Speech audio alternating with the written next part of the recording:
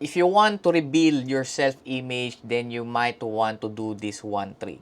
I'm Joms and I help men conquer the fear of rejection by mastering confidence. And sa video na to, tuturuan ko kayo on how to rebuild your self-image to a more confident one. So, ano ba yung mga signs na meron kang low confidence or low self-esteem? So, number one, lagi kang meron kang negative self-talk. So, mababa yung tingin mo yung sa sarili mo. So, every time na meron kang gagawin, you always stop yourself. Na, okay, hindi ko naman kaya yan or hindi naman ako magaling dyan.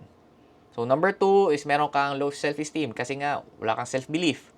So, every time na may gagawin ka half-hearted, kumbaga natatakot ka, may fear ka. Kasi, again, kabaliktaran ng confidence is fear. So, lagi kang takot, half-hearted mo siya ginagawa. Hindi mo mabigay yung full 100% effort mo.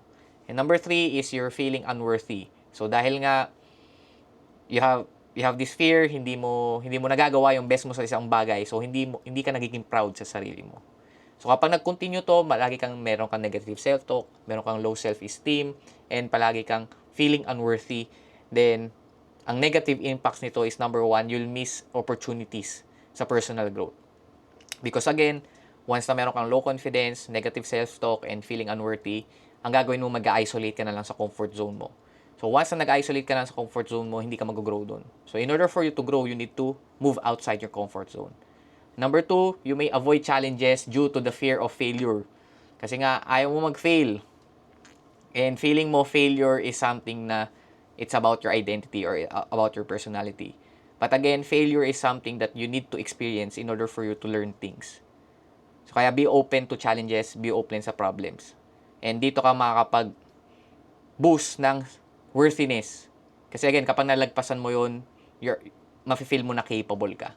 So, and number three, na negative impact nito is your relationships may suffer dahil may low confidence ka. Dito ka magiging sad boy. And ayaw naman natin maging sad boy kasi magiging manipulative ka and also magiging toxic lang yung relationship. So, bakit ba importante ito? Because building your self-image is a vital for achieving your goals. So, kahit anong goals yan, business, relationships, networks, anything.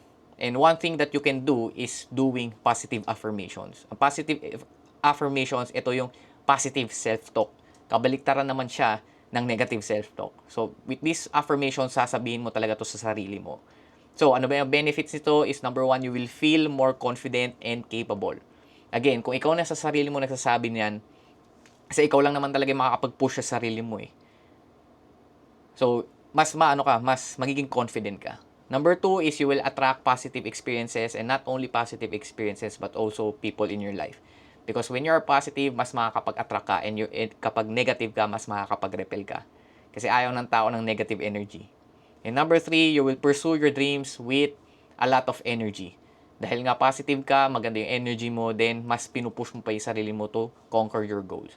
Ako, every time I do positive affirmations, lagi kong sinasabi sa sarili ko na I'm fit, attractive, and confident. Because what the mind says, the body will follow. So kapag nakita niya na, uy, sabi mo fit and attractive ka, bakit wala kang ginagawa in order for you to take action? So mapipilitan yung katawan mo to move. So with that one, I hope this video helps. Positive affirmation lang. And I hope you rebuild your self-image to something that's better or ma-achieve nyo yung best version of yourself. So yun lang. Let's go.